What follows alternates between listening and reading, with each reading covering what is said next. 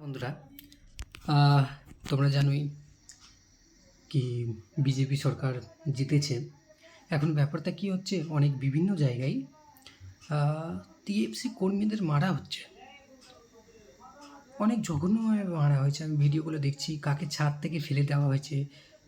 একটা ছেলে দেখছিলাম, একটা ছেলেকে এমন মারধর করেছে, মানে ওই ছেলেটা মানে ভোটের আগে একটা কি বলেছিল কি আমি কাপড় খুলে নাচবো, হ্যান ত্যান, মানে নাচবো বলছে না, কাপড় খুলে দেবো, এ করে দেবো।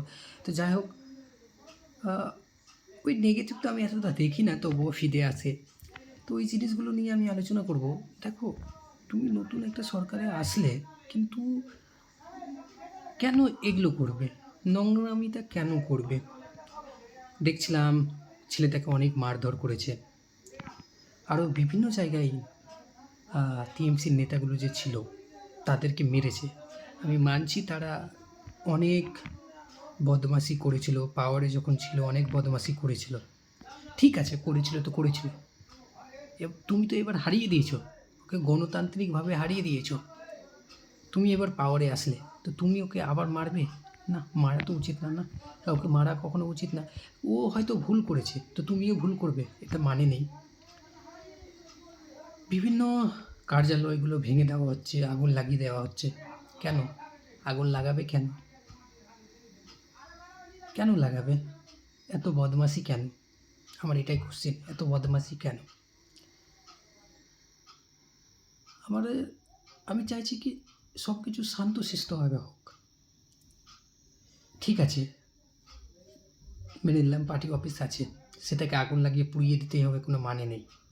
ছেড়ে দাও না, সেটাও তো একটা পার্টি, ওরও তো অধিকার আছে একটা কার্যালয়, মানে কার্যালয় বানিয়ে মানে কার্যালয় থাকার তো সবার আছে।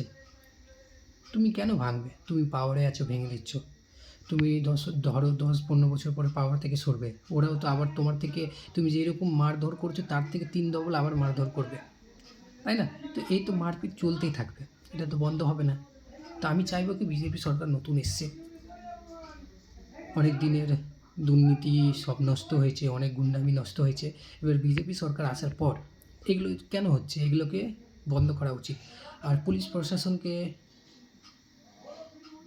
অনেক দায়িত্ব নিয়ে এই জিনিসগুলো করা উচিত।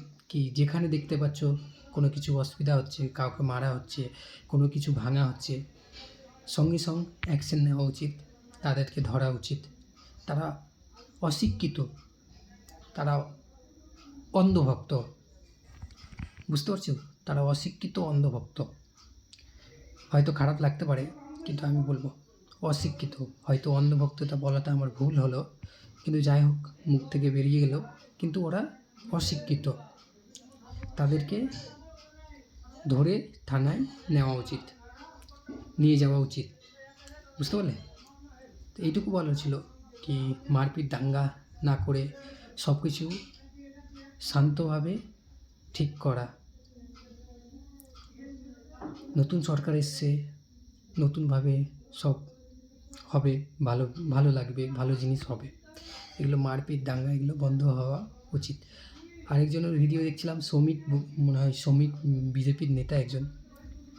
তো শ্রমিক ভট্টাচার্য উনি হয়তো আছেন, তো উনি অনেক ভালো কথা বলেছিলেন কি কোনো একটা যেন কারো হাত, মানে কারো উপর হাত যেন না ছাড়ে, বা কার্যালয় না ভাঙে, বা জোর জবরদস্তি কার্যালয়ে নিজেদের বিজেপি ঝান্ডা না লাগানো হয়। পুলিশকেও বলেছে কি আপনারা দেখবেন, একটু তাদেরকে থানায় নিয়ে যাবেন। তো এই কথাটা আমার অনেক ভালো লাগলো।